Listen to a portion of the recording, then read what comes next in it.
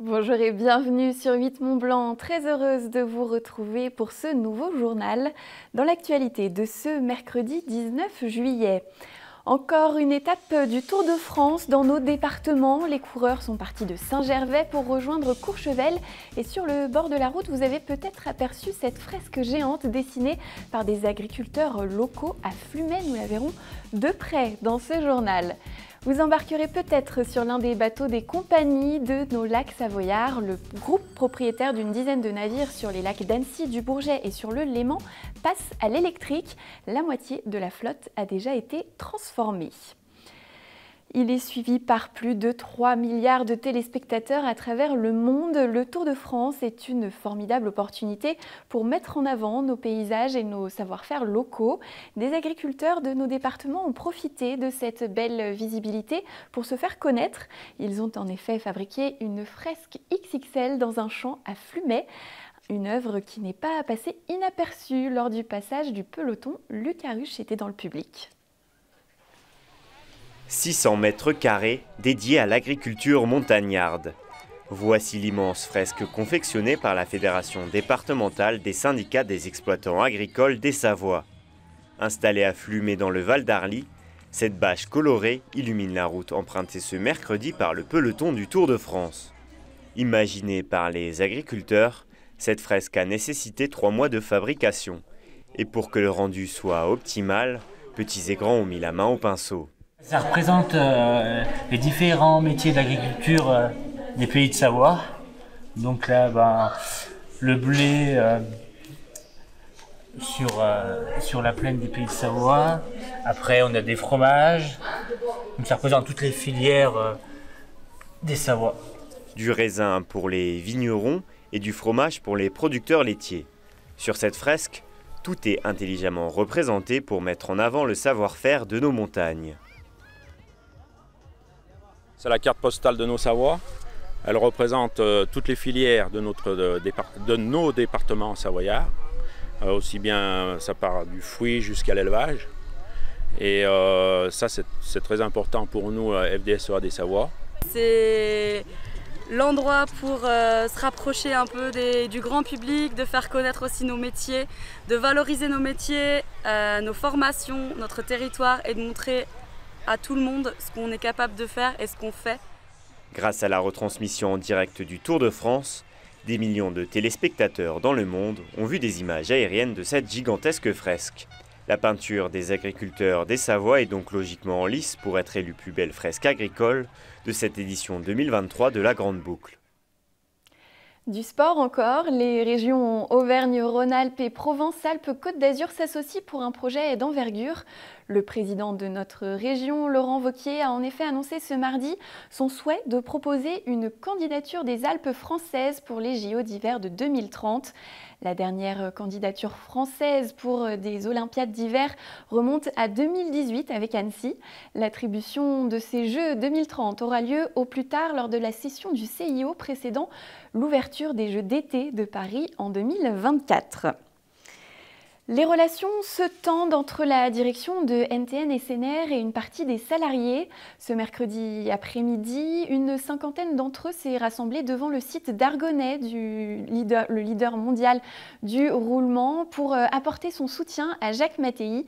Ce délégué syndical CGT mis à pied à titre conservatoire depuis le 7 juillet dernier était convoqué pour un entretien disciplinaire. Selon les syndicats, les responsables de l'entreprise chercheraient à se débarrasser d'une personnalité emblématique du monde syndical.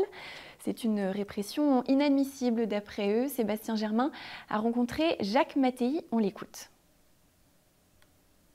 Écoutez, là, moi ce que je comprends, parce que j'ai été surpris évidemment par ce qui m'arrive, mais je suis obligé de faire le lien avec le fait qu'ici même, il y a un mois, nous avons réussi à faire un débrayage, parce que nous avons eu 60 € d'augmentation cette année, d'augmentation générale sur nos salaires, et c'est totalement insuffisant.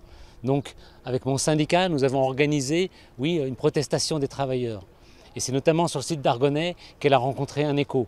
Et je pense que la direction de l'entreprise n'accepte pas qu'on puisse contester et dire que ça ne suit même pas l'inflation. C'est absolument révoltant qu'en fait on essaye de d'empêcher de parler, d'empêcher d'organiser les travailleurs qui ont besoin de vivre. Il y a de l'argent, les roulements, le secteur aéronautique, il y a énormément d'argent. Il n'y a pas de raison que ceux qui produisent les richesses n'en voient pas la couleur.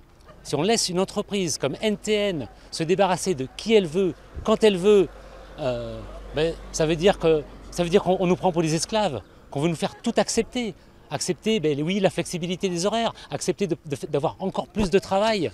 Et celui qui refuse, il devrait prendre la porte, de gré ou de force. Non, ça, il ne faut pas l'accepter. On a des droits et moi, je fais partie de ceux qui se battent, qui ne laisseront pas tomber. À Annecy, la programmation de la Friche des Rails pourrait être menacée. Ce lieu culturel qui accueille de nombreux spectacles a été touché par un incendie. Le concert du soir était terminé, il n'y avait donc plus personne sur les lieux au moment du sinistre. Un module en bois permettant d'accueillir le public a été endommagé. La ville d'Annecy condamne ce geste a priori volontaire et va porter plainte. Elles permettent à des centaines de vacanciers de découvrir nos lacs chaque été. Les compagnies des bateaux des lacs du Bourget, d'Annecy et désormais du Léman électrifient leurs navires. Le chantier d'envergure va coûter plus de 9 millions d'euros. Un investissement d'avenir pour l'entreprise qui faisait le point ce mercredi matin sur les travaux. Reportage. Ces 8 batteries alimentent les 2 nouveaux moteurs d'Hydraex. Le navire fait partie de la flotte de la compagnie des bateaux du lac du Bourget, une flotte qui compte 3 bateaux électriques sur 5. Il faut imaginer en fait qu'on a fait des trous de partout dans le sol pour pouvoir y faire passer tout ce qui était batterie. On a dû couper des cloisons pour justement rentrer les batteries, créer des nouveaux accès. Parce qu'en fait on a occupé des lieux, des cales sèches, enfin des cales qui étaient évidemment des mailles vides. Et là, on les a remplis de batteries. Donc, il fallait créer en fait, des supports. C'est un boulot monstre. C'est un réel plaisir de naviguer en électrique parce qu'on n'a plus de bruit. On garde quand même quelques vibrations quand on navigue à vitesse, on va dire à grosse vitesse. Mais en général, c'est vraiment un gain, que ce soit pour les manœuvres dans le port, où là, vraiment, le principe de l'électrique, c'est là où on a le plus de couple, en fait, c'est au démarrage.